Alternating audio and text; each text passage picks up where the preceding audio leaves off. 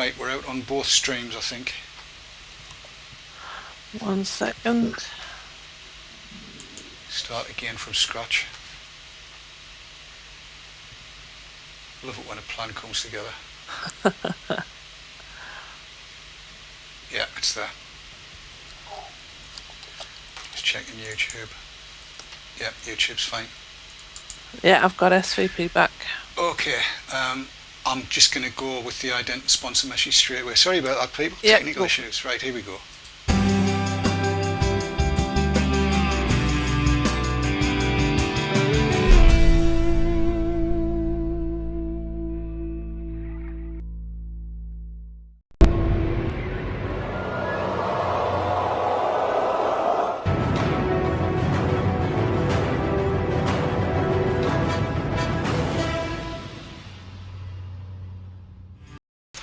And we are live here on Thursday, the 29th of May. Now tonight it's a special night in many ways. I don't think there's been as much publicity about e-cigs all over the UK and even beyond as there has been today, in my memory at any rate.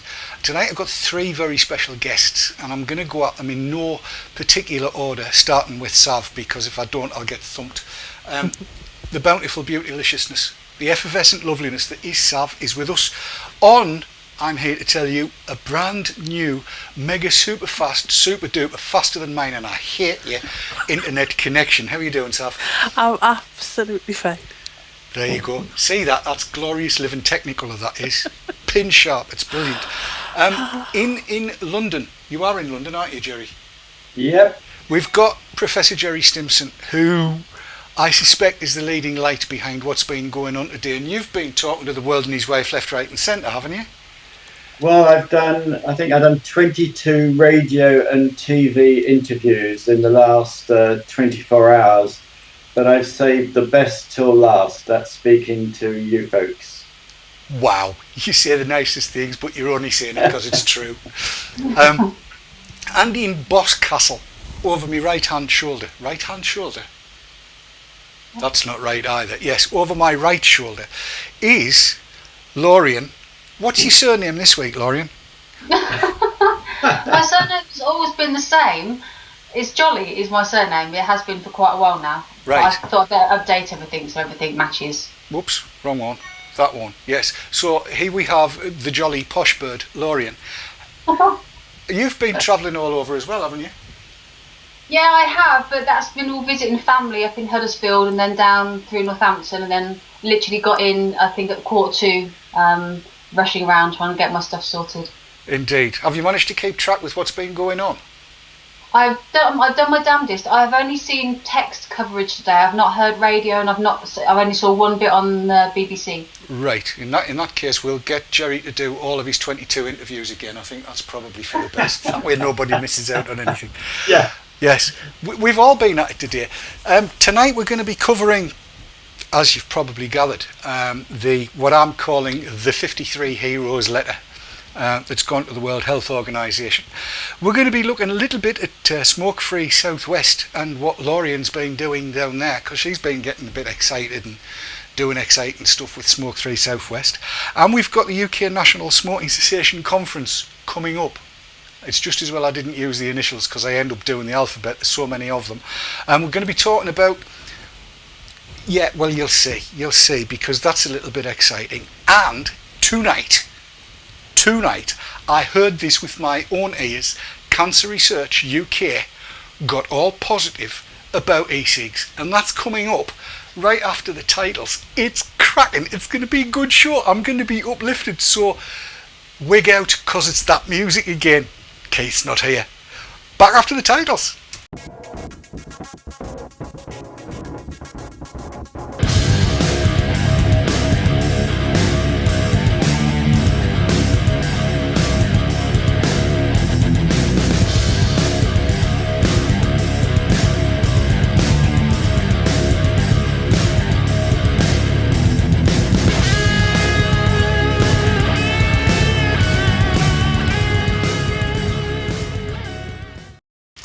And yes, Yes, there we go. Thursday, the 29th of May 2014. Put it in your diary. The day that e-cigs got more publicity than they'd ever had before, and the majority of it positive. I'm going to go straight across to Professor Jerry Stimson. Jerry, you've organised much of this, I think I'm right in saying, aren't I? The letter to the World Health Organisation? Well, Clive is the big instigator and the big organizer, but Clive and I had this idea a few months ago that we really needed to tackle WHO because all the indications are that WHO has got a bit of a big downer on e-cigarettes, wants them included in what's called the Framework Convention on Tobacco Control, wants them included as the same as tobacco cigarettes.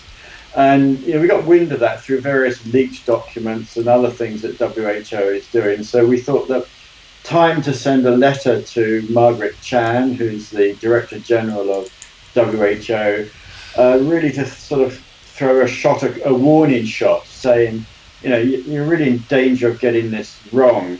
In your sort of your mindset that lumps all nicotine products into the same category, you're firstly going to do huge damage because you're going to send a really negative message to people who are using e-cigarettes. But secondly, you're actually going to miss out on what WHO is all about, which is saving the world from disease and death.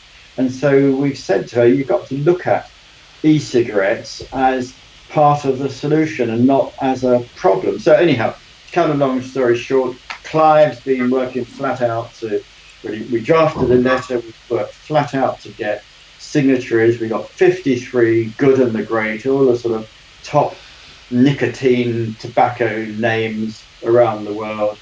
We sent the letter off to WHO Monday, and the last 24 hours we've had a big media blitz, and it's actually been quite manic. As you said, Dave, it's never been anything quite like it in terms of the scale of coverage and how positive the coverage is. I mean, it's been really concentrated, but it's been running in Australia, in Asia, all over Europe, the United, just hitting the US now, and today in the UK, it's been the #1 story. The BBC ran the story on just about every news programme.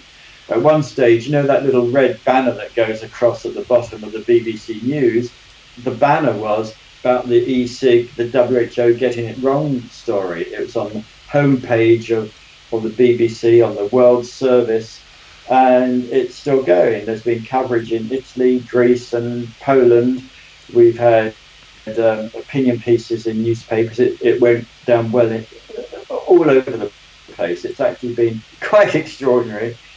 And you've been following the coverage. I've been sitting in these bloody studios all day. I had 16 local radio interviews within 2 hours. You sit in this little booth at the BBC and each one comes on in turn, and you have to sort of go the whole, so at the end of it, you just sort of can say it with your eyes shut, but it's been really manic, really good, and really pretty positive. In fact, the BBC said to me that they were finding it really difficult to find people who would speak out against what we were saying. Well, so that's how things have moved on. Yeah, we did notice that the Beeb started this morning with, you would almost have said it was a puff piece on the BBC News website, but during the course of the day we noticed that Vivian Nathanson got added to it. Martin McKee, I think, was in there from the start with his usual guff. Vivian Nathanson went in, and somebody else had got chimed in as well. I don't know exactly where from. So they've managed to drum some antis up. But reading what they said, I couldn't really see that they were being particularly well thought out. Right, okay. And I've just had the text from Clive to say he's not going to be able to make it tonight. I'm sorry about that, but it's a great shame. But there you go. Thanks for letting me know, Clive. And he said next week. So if people want Clive next week, let me know and we'll say yes. And I'm sure he'll all tell Sav. No, as I was saying, the BBC News website started off really positive and got slowly more or less positive. You were following that as well, weren't you, Lorien? Yeah, because I read the original article just gone midnight last night, and it was frustrating that it ended negatively, but overall it was a relatively positive piece. But definitely as the day got on, it got more and more negative. In terms of it seemed to want to talk more about the Welsh ban and renormalisation and stuff. However, I also, as I understand it, that isn't how it was covered across the radio and on the TV and stuff. So whether or not the people on the website have got a different agenda to grind, I don't know. Well, it's an interesting one. Go on, Jerry. Well, the thing about the BBC is that they have to provide balance, so they always have to get the two sides. So I'm never too worried that they have other people mentioned there. And looking at what the antis have been saying, I mean, they're grasping at straws now. I mean, I was on a lunchtime thing, and somebody from I didn't catch her name, but somebody from the BMA was there. It wasn't Vivian Nathanson, but she just got it completely wrong. She got her facts completely wrong. And you listen to them and you think, well, they don't even believe what they're saying about trying to achieve some balance, because often the balance, most things are working in our favour. Now it's covered by the Daily Mail. I mean, it's the first time I've had a piece in the Daily Mail, which is pretty good. The Guardian. I mean, I think there was 600 comments on the BBC website, and I think 300 on the Guardian website, within hours of it going up. And most of those comments are really positive. It's the usual testimony. I was on 30 a day for 30 years stuff. So, we are beginning to win the argument. There's no doubt about that. And, Lorien says about, well, you've got the antis there. Well, they have to drag these people up. But, the more, I mean, Lorien, you were at that Public Health England thing when Martin McKee spoke. I mean, you can see he's in a corner. He's just balmy. Yeah. They don't have a leg to stand on anymore. Go on, Lorien. No, and the thing is, you're exactly right, Jerry, and they do look more and more ridiculous. And I understand from sort of even within your field, there are very important and influential members of public health who are looking at these people and they think they're nutcases and they're ignorant. Well, yeah. Well, I mean, there are different groups. That's the difficulty. You're quite right. I mean, people like John Britton and Robert West, real converted now, and they savaged Martin McKee in a very polite way, at that Public Health England thing. So, yeah, they're putting him in a corner, but that's not to say he's not still powerful, because he's one of the guys who gets invited to WHO. So there's still a big problem, and the Faculty of Public Health, which is all the top public health people, comes across very negative, and they had a few quotes in it, I think, on the BBC site. So it's frustrating because the real experts are now pretty converted. Robert West saying fantastic things. John Britton, wonderful quotes in our press release, which I wrote the quotes for him, but he agreed to them. But they're all saying the right things. But we've still got a few problem people out there. But I think today's coverage, just look at, it's in the Washington Post. It's it's just everywhere, and it's all pretty good. And people like this story. WHO getting it wrong. And, unfortunately, WHO, World Health Organization, has got it wrong on a lot of other things. And so, we're playing into good hands in much of the press. But, I feel it's pretty good day, for the intensity and the focus of the media coverage. As Dave said earlier, never known anything quite like it. I mean, all through the TPD, we got coverage and, went up and down. But for a big focus onslaught, it's been pretty good day, I think. I think you're exactly right. I mean, I'm in awe that you've managed to do 22 different interviews. I've done 2, but one of them had Alison Cox of Cancer Research UK in at them, and after the adverts, which will be coming up very shortly, I'm going to play her bit in, assuming that it's still in the shot that I set up before Wirecast crashed. and that's why I'm going to go to the advert, so I can make sure it is actually set and ready to go. Because, well, I'm not going to give too much away. I know you heard it, didn't you, Sav? I did, yes. And did it put a smile on your face? It did. So we'll take the adverts, and when we come back, I'm going to play this piece in, and risk all of the copyright strikes off YouTube. Please God, it doesn't go down. If you're watching on YouTube, and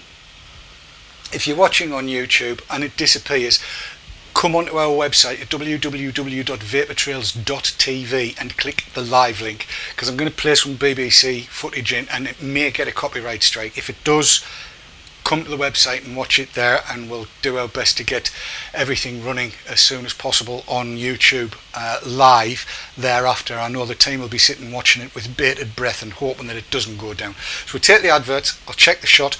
When we come back, then you'll hear Cancer Research UK singing from the proper hymn sheet. Before that though, before the adverts, what have we got from chat, Sav?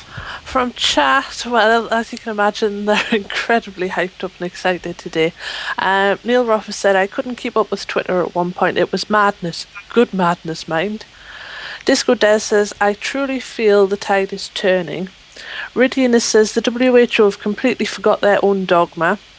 Liam D. Vapor said, this is goosebump stuff. Des also says The Guardian was awesome. The Morning Star says, how can you have balance when they have no facts? Very Boring has said, yeah, Stanton Glantz and Martin McKay are increasingly showing up as a footnote these days rather than the main story. And I've got a couple of questions, but I can save that until later on. Hokey dokey, that's all good. And I just tried to edit the wrong shot, which is...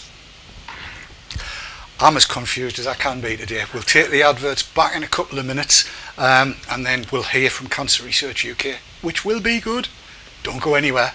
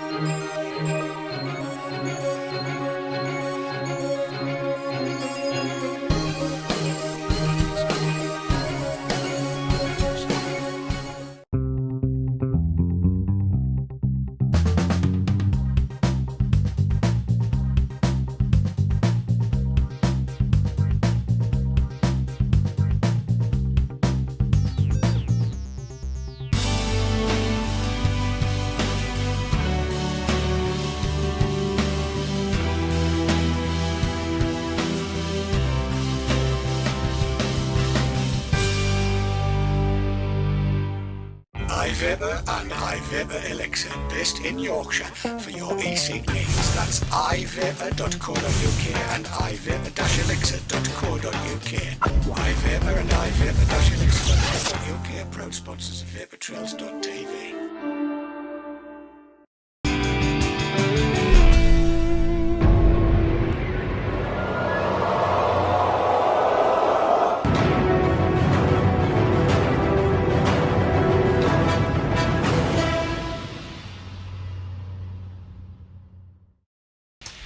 And we're back in the room as ever were, and as luck would have it, the shot that we need is in. Now, it's also got yours truly burbling at the end, and we said earlier on, Sav and I, we agreed we wouldn't play that in, but the fact of the matter is, it's on the end.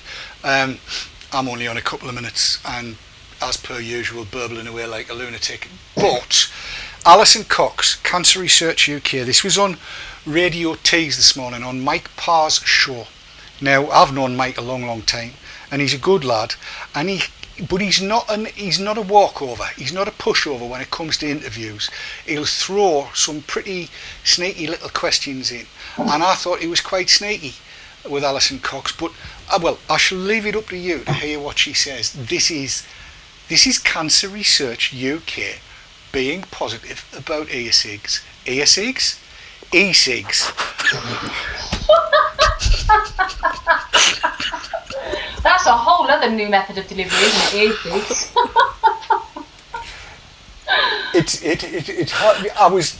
I was gonna say, wrap your ears around this lot. Sav, whatever chat's got to say about what I've just said, please ignore it. I will. Okay. Oh God. Have you ever wanted to crawl into a hole?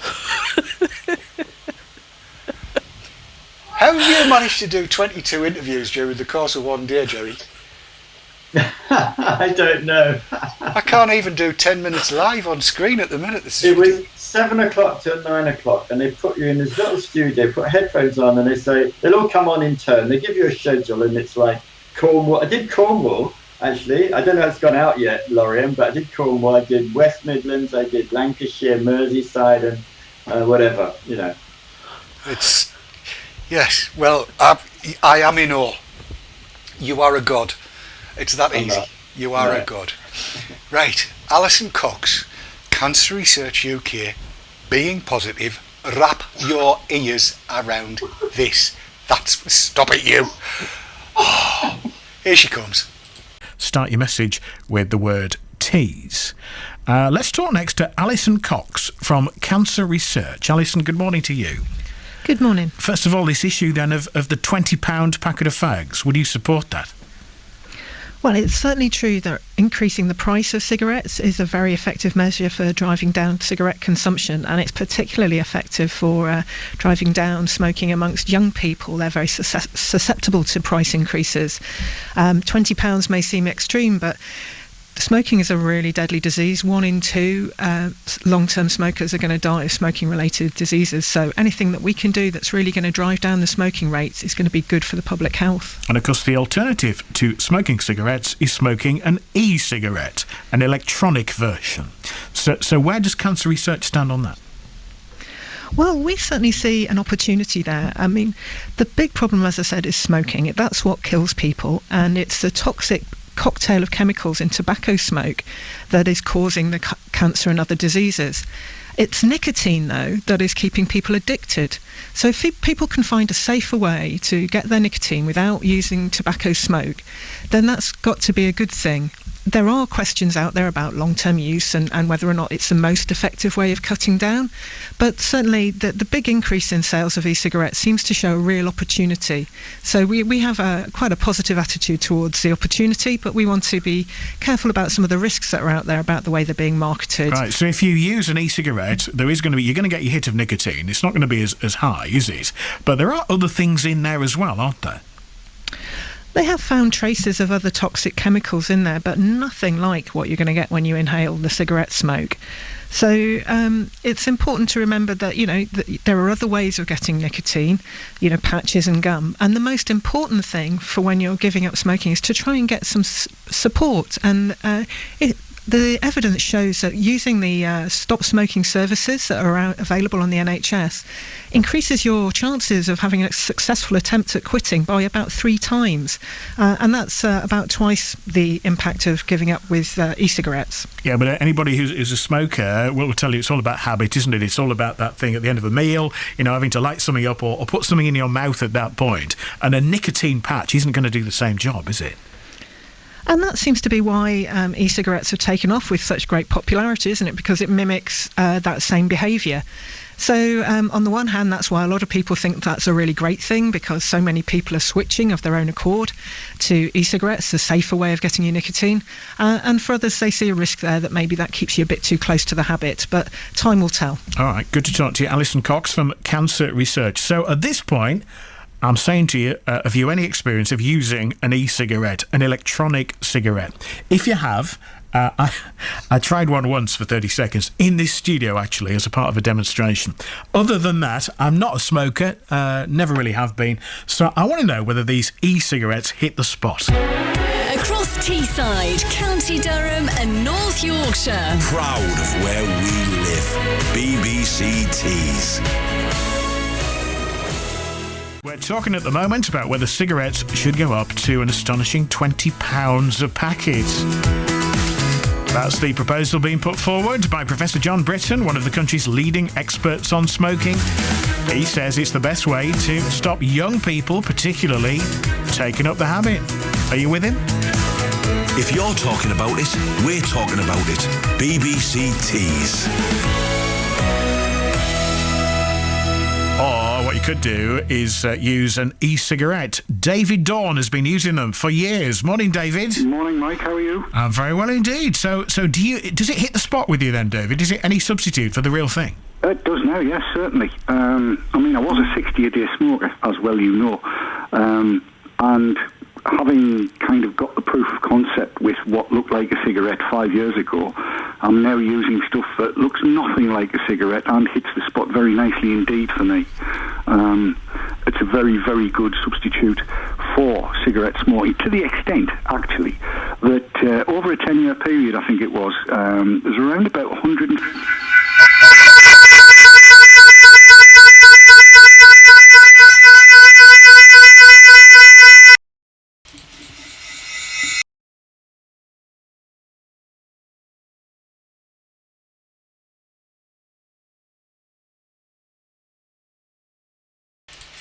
It's just as well we've stopped that there. I think that was just, yes.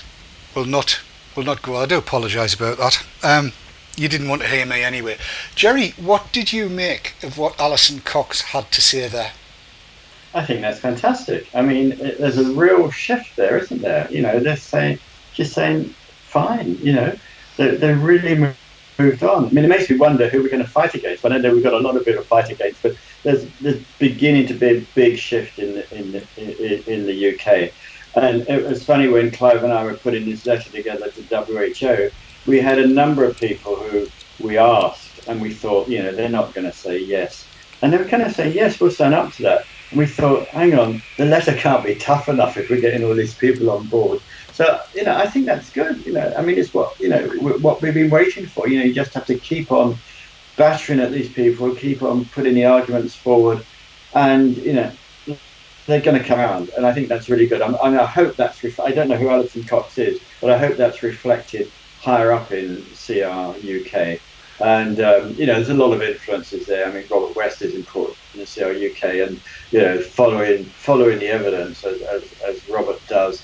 John Britton really strong. So, you know, it's very hard for CR UK to continue to be negative. And we've still got big battles to fight with the BMA and others. But I think that's fantastic. You ought to get a transcript of that and put a few quotes up on the on a website somewhere, or just, you know, get that put down in print so we can circulate it, because it's very good. Yes, indeed. I mean, we'd heard that Cancer Research UK was going to be making a statement this month. Lorien, do you think that's the statement that they were going to make? What did you make of it? Because is that the first time you've heard that? It is the first time I've heard it, and no, it was not the statement I expected to come from them. They've been, they started being very aggressive, then they went very quiet and just weren't responding to anything. And I think what I expected was them to come out with, say, well, you know, we accept this might work, however, very vocal about medical regulation, which I suspect they're still, you know, considering. I wasn't expecting them to come out on a day like today and be generally positive about vaping and e-cigs. No, not remotely. Yes, I have to admit it took me quite by surprise as well. I mean, everything I heard, there were one or two little words of caution, but in actual fact she said they are safer than cigarettes, that there are I really hope McKee was listening, and I hope Glance was listening, for Cancer Research to say trace amounts of nasties. And obviously the nicotine, she didn't quite say it wasn't a problem, but she was almost there. I suspect Chat might have had a few things to say, as well as, can you stop Dave from blowing the wax out of our ears? Yeah, Chat have said you now have to speak up for the rest of the show, please. I do apologise, I'm so sorry. And they also asked, was that the e-cig you were talking about? Yes. But Leanna Lawless is saying... Oh, so sorry, chat. I did try and warn them. I couldn't type quick enough. Diana Lawless has said, increase in price drives down buying real cigarettes. Smokers will then buy counterfeits. Mark Shaw has said, so smoking is a deadly disease. Smoking is a disease? Really? New one on me. Reptile Keeper has said, it's like they're encouraging the black market, higher prices and plain packaging. Alan Fletcher has said, well, at least the lady from Cancer Research UK said habit and not addiction. Yes. And Mike Brown has said, it's positive stuff, but it's too little too late from Cancer Research UK. We needed the support when the TPD was being drafted. Yeah, I think that's the real issue, isn't it? That it's taken quite a while for Cancer Research UK to come to this. Mind, the same can be said of a number of the organisations. Jerry, you were way more experienced in this kind of thing than any of us here. Why does it seem to take so long for the likes of Cancer Research UK and to some degree ASH to actually pick up on what you and Clive and a number of others saw almost immediately? Why are they quite so cautious? I wish I knew. I mean, what surprises me is that some of the key people who are against e-cigarettes, like Martin McKee and John Ashton, at the Faculty of Public Health, they've been staunch proponents of harm reduction in the field of illicit drugs. I mean, and they just don't get it when it comes to e-cigs. I think one of the difficulties is that for 10, 15 years, we've had a very strong, very successful and very important anti-tobacco program. The WHO, the Framework Convention on Tobacco Control, although it's got its problems, it's been very important in mobilising people against smoking, and we can all, I think, support that. But in a way, they've been against things for so long. The whole framework is kind of ban, against this, against that. But when something comes along like e-cigarettes, they don't kind of get it, that there might be something positive to promote. So, because they've got this sort of negative approach to every nicotine product, every tobacco product, except for licensed nicotine products. So that's one thing. It's this mentality, which is ban. Second thing is, they don't kind of control it. They didn't invent it. They didn't promote it. And this is bizarre because public health people are meant to have this sort of philosophy of working with populations to enable populations to help people control their health. And kind of e-cigs have come from, somewhere that they didn't know it was all happening, and it's all kind of burst on them. And when it comes up, their first response is very defensive and to over-exaggerate small risks without, what they call the precautionary principle, without thinking of the huge benefits. So they've kind of been caught out by all of this because you've got 2 million e-cigarette users, you've got strong vapor voices, even though Sally Davis, the Chief Medical Officer, is uncomfortable about that word vaping, as we know, she told us. Yes. But it's all come up from the groundswell up, and they just don't know what's going on. They've lost it a little bit. Because if they'd invented it, and they were trying to flog this idea to all of us, they'd feel a lot more comfortable. It's all come without them being prepared for it. So I think that it's been a very defensive position. And also, some organisations came down with a decision of what their view was too soon, before the evidence, before the science had developed. So the BMA, the association had its vote on e-cigs a couple of years ago, and that sort of set the scene here. So too many people jumped quickly with their position, and then once you've jumped with the position, it becomes a little hard to extract yourself from that. But I mean, good for Cancer Research UK if they're changing their minds and they're going to talk about their new position. That's progress. We shouldn't belittle people who kind of once held one view but now hold another view. That's all for the good, and that's why in a way throughout this, we get really annoyed and really pissed off with the Simon Chapmans and the Martin McKees, who I think we should be, and they're kind of beyond the pale. But it's about making friends, making allies, and just keeping on talking to people, engaging with people, and hoping that eventually they'll come round. You don't want to make There are some enemies that you're going to have some enemies, but for the most part, with CRUK, and you have to keep talking to people, and we're seeing big shift. Dave, I don't know when I first came on the program, or when I first started talking to you, probably a little over a year ago, and the shift we've seen in that year, pretty good. So keep up the discussion, keep up the engagement. It's really beginning to work.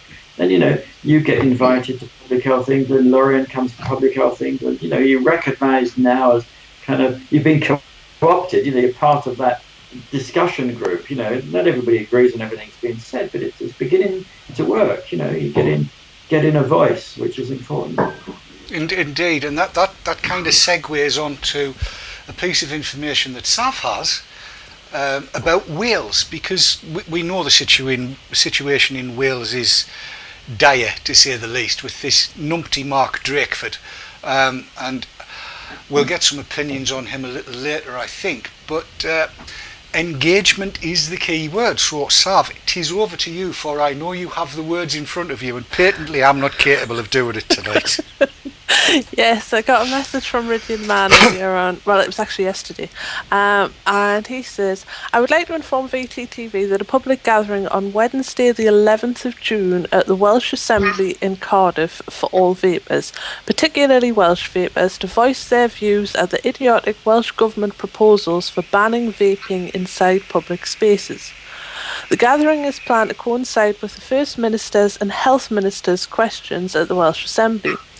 I am sending an open invitation to all vapers, not just Welsh, to attend and make their voices known, along with any e-cig vendors who are able to join.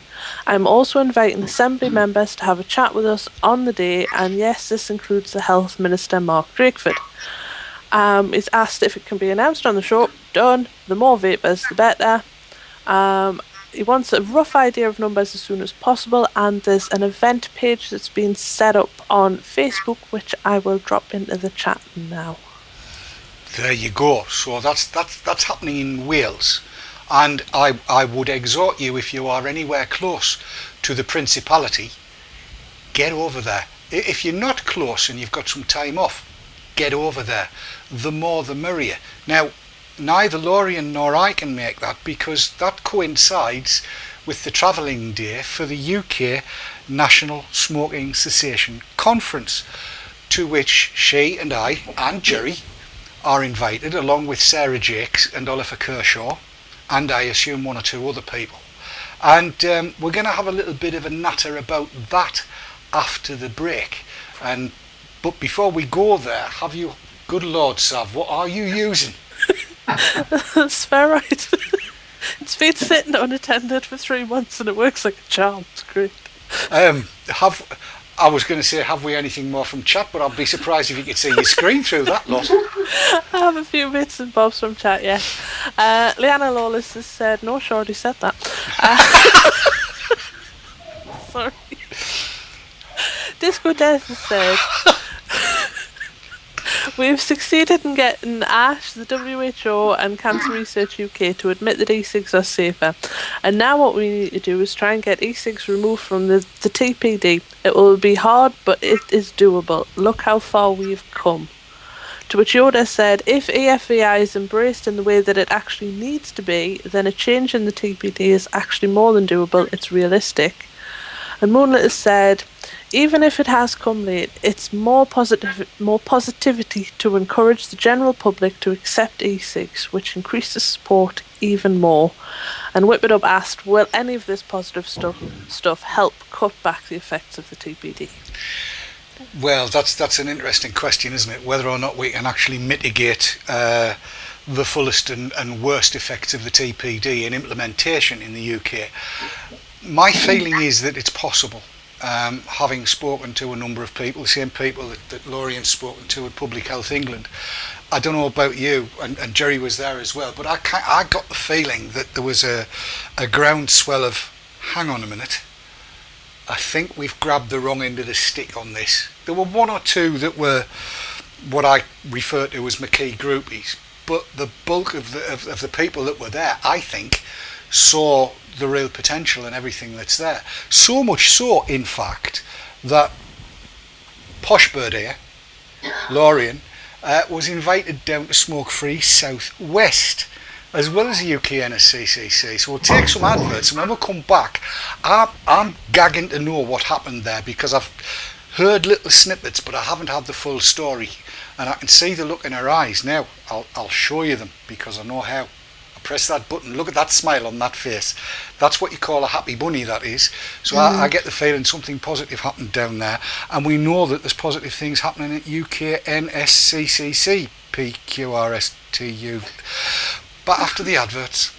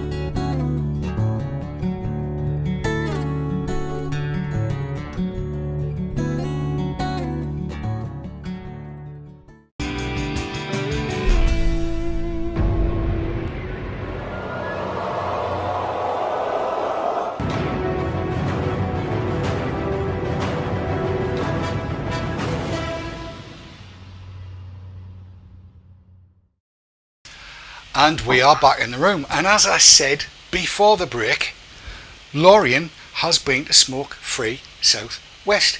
What happened, Lorien? Well, this came about because after the PHE symposium thing, one of the policymakers for Smoke Free South West was there, sat at my table.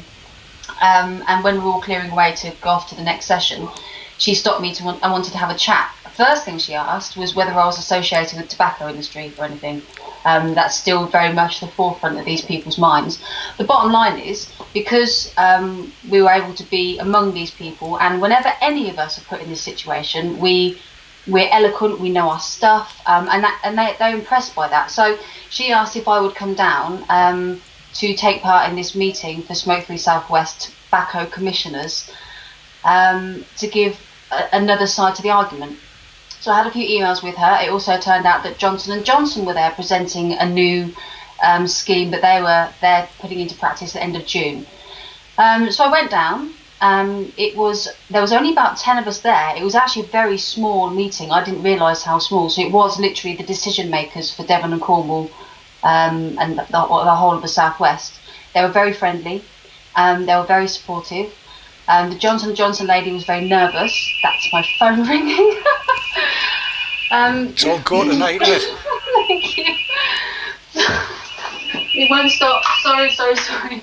It's okay. Well, Lorien, go on, have you killed it?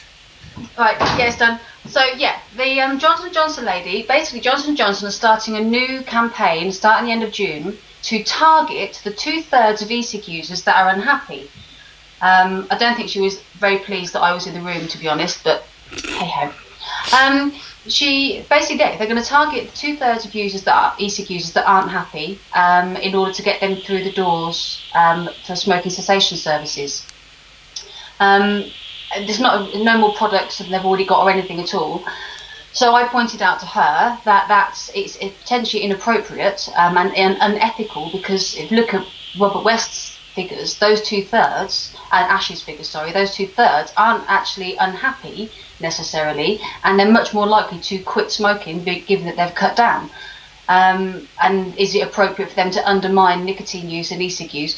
Now, everybody else in the room agreed with me, and I wasn't sure what was going to happen because it was only the second time I'd opened my mouth. And they agreed, which I found really surprising.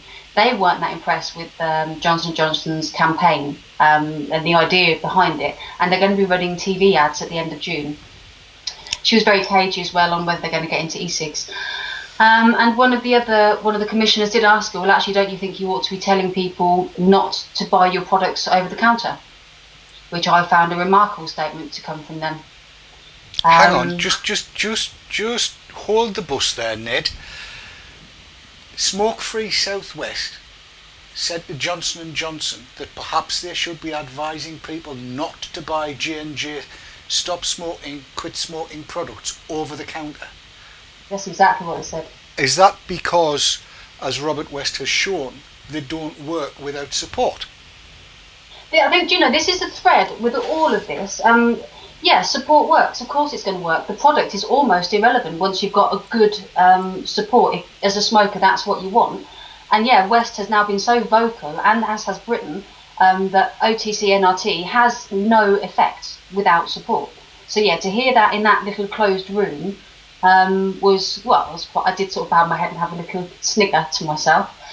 One very interesting thing that came out of it is actually from the same guy. His council, what they're looking at is for council buildings, and I'll be interested to hear what other people think about this. They're looking at implementing smoking bans, or changing their smoking bans so it includes cigarettes, but not second generation stuff. Oh, I can think of one VTTV team member that'd be over the moon at that. I'm not mentioning any names, am I, Kat? It's dodgy ground, and at the end of the day, my point was I understand the thinking behind it. However, what you're doing then is demonising people for the device that they use when the outcome might be the same. I think it's a very dodgy area. But another woman there said their council was thinking the same thing, to include cigarettes under the bans. It's difficult to know what to make of that one, isn't it? I mean, that actually says that those councils are more worried about what it looks like than about the health effects of vapour being in the atmosphere, and surely that can't be right. And you would have thought that Smoke Free Southwest and all of them, you would have thought that they'd be thinking, well, there are no ill effects from this, it's just how it looks. Or are they going to ban people from putting a glacier cherry in an umbrella in a glass of water for fear folks think it's vodka they're drinking at 11 o'clock in the morning? I mean, it might be, but you know what I'm saying. That's madness. What we got so far from chat on all of this, Sav? Got a couple of comments so far on chat. They've been listening avidly to this. Disco Des has said, so come on, which 2/3 are not happy? And Moonlit has said, e-cigs not working. Try our less pleasant, less effective, more expensive, medically stigmatised crap.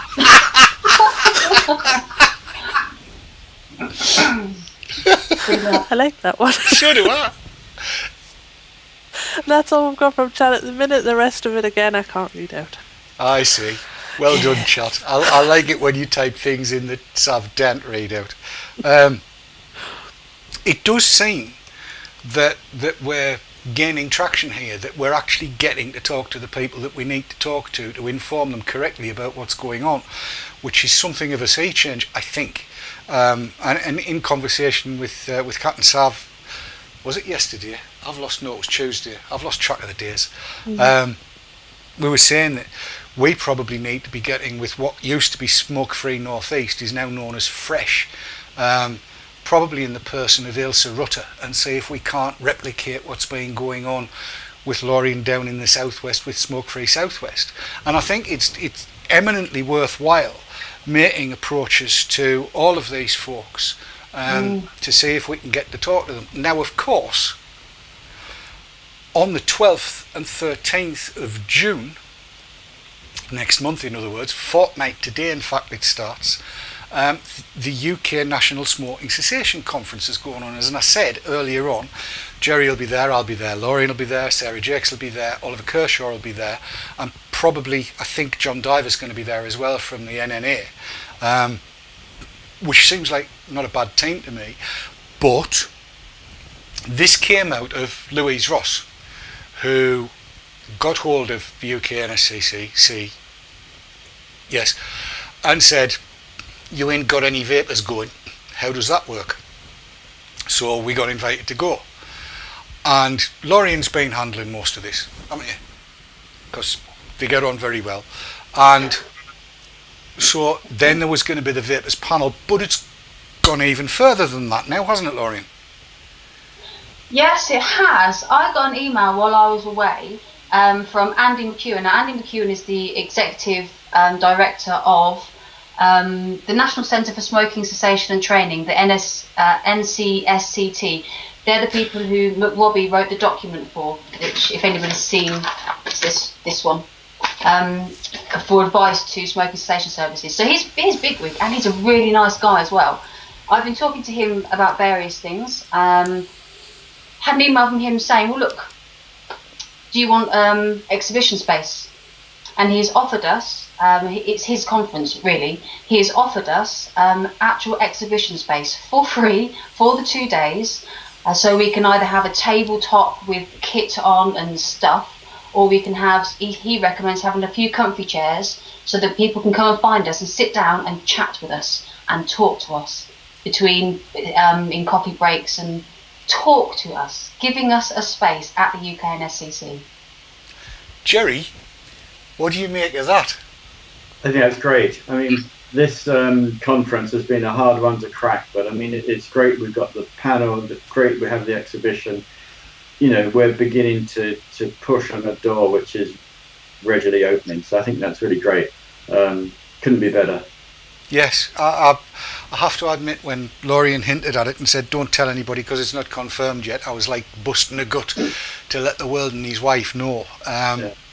It seems to me that the powers that be, for want of a better phrase, have actually realised that there is something within their grasp that promises to do what all of the prohibition and all of the stick has not done. Here is the carrot.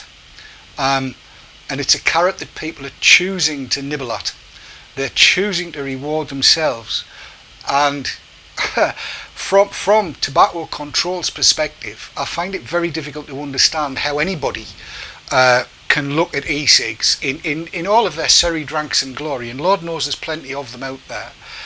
I don't know how they can look at them and not realise that here is something that, by people's choice, by their own volition, they choose them over what tobacco control keeps on telling us is a deadly habit. And it was very pleasing to hear Alison Cox from Cancer Research UK calling it a habit and not an addiction, and moving to something that in all likelihood isn't going to kill them, in all likelihood is going to put a few bob back in their pockets that they might otherwise have lost, especially if 20 quid a packet comes off.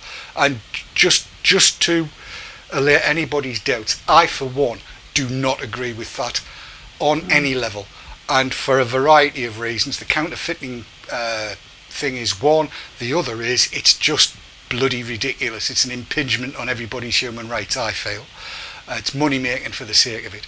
But here we have a technology which people choose to use. I can't understand why everybody, the world and his wife, isn't jumping up and down and cheering and suggesting everybody uses them and just get them everywhere they need to be. But there you go. Sav? Yes? I can see your face. Go on, fill the asterisks in. You don't want to know half of this. Yeah. What have I done this time? I'll get to that bit. Oh, God. Mike Brown has said, it's amazing how much change we've seen over the past few months. Which Andy Oakley says, oh, how the tide is turning. Mark Shaw says, so not only have we got a foot in the door, we've been invited into the living room. And Stefan Didak has said, love the exhibition space offer, so we can get to see DD being an exhibitionist now. To which Leanna Lawrence responded, I want to see DD exhibiting.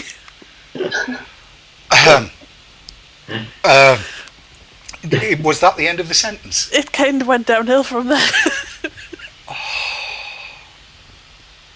I can only reiterate what apparently my wife had said to someone in Lanzarote who had remembered me and had said, is the big man not here? And my wife simply said, he's definitely not small. That's all I can say. And I just, no, that's bringing pictures into my head that even I don't want.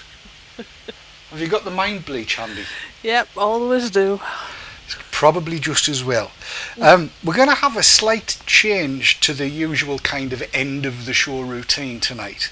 I want to take chat's last word penultimately as opposed to ultimately, because I want to take a last word from Jerry, because this is not the end of the road as far as the WHO is concerned. So, Sav, have you got a last word from chat for the moment? I have, and the last word from chat, the honour goes to Disco Des tonight, and Des says, this vaping campaigning is like a roller coaster ride. 1 minute down, the next minute up, and woohoo!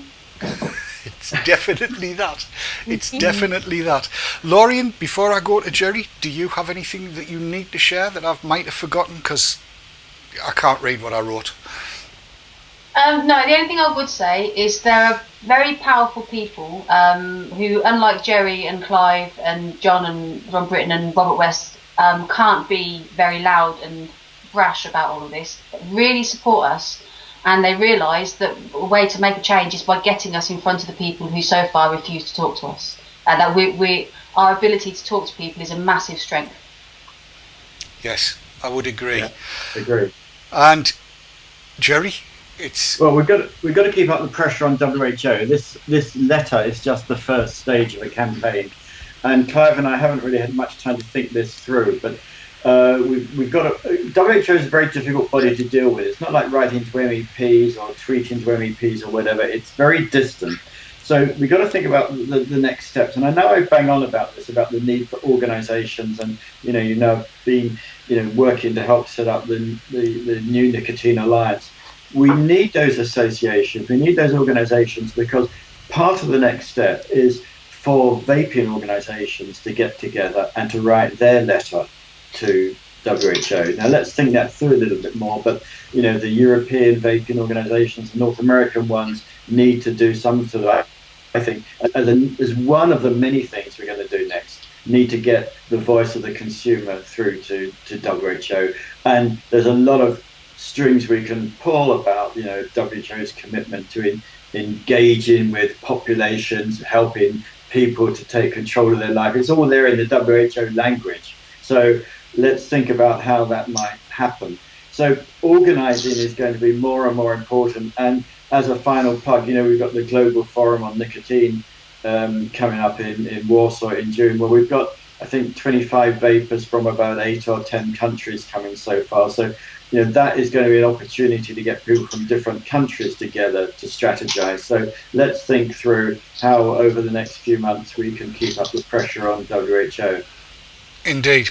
Absolutely, yes. And I will say, back Jerry on this one, if you have the wherewithal, no matter where you are, if you have the wherewithal, please, please, please do go to Warsaw, because it's going to give us an opportunity to network that we've really not yet seen, to bring vapors together from all over Europe, all over the world, in fact, to swap notes, to get together, to perhaps even pen these letters that need to go to the World Health Organization. It would have been marvellous if we'd been able to do all of this 3 years ago, but the climate wasn't there.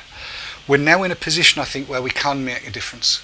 EFVI, if we get the numbers, if we get the votes, as was said earlier on, if we get enough people supporting it, I think it can make a difference. And I would exhort everybody that's on Twitter.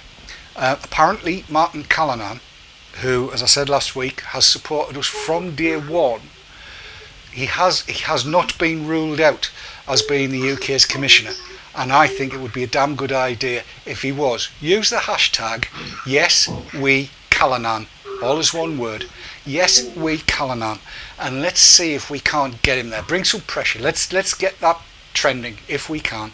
See if we can get Martin Callanan into the commission, because if EFVI then gets the signatures, I think there's every chance that we would be listened to, because he's a bloody powerful bloke and a damn good speaker. Have I missed anything, Sav? No. Don't think so. That was verbose. Wasn't it? Yes. And we're actually going to finish roughly on time because we started late. My apologies for the late start. My apologies for the technical difficulties. Easy for me to say at the beginning of the show. I have to say this has been a fabulous day. I really do think it has.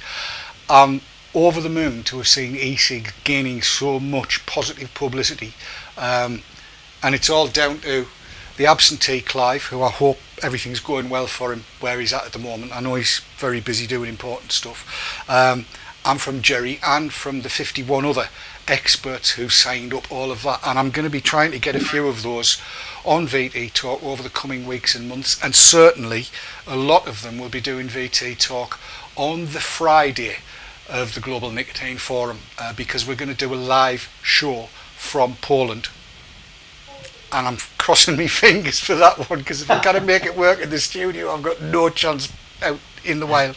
But it just remains for me to thank everybody for joining me tonight. Thank you, Jerry, as ever, one of my heroes. Thank you to Lorian, who is one of my heroines.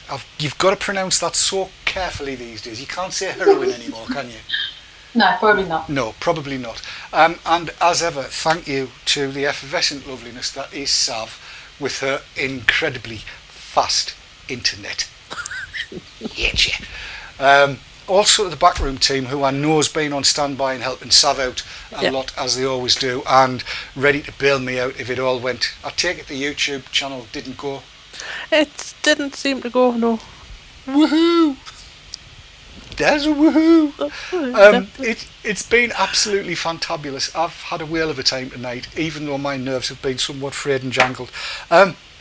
My biggest thanks, as ever, go to you, our viewers, for joining us and supporting us, and being there. Because without you, without people making their voices heard, we wouldn't be where we are today. So thank you all for all of the effort that you do. Don't forget to get people to join up to EFVI, and until we see you next time, from all of us here, vape on, vape hard, and do not, well actually they're not grinding us down anymore, do let the powers that be buoy you up. Till we see you next time, take care of each other, be good, enjoy, we'll see you again. What button do I press now? Number 9. Say good night, everybody. Good night. Bye. Good night. It's number 9. Bye. Night night.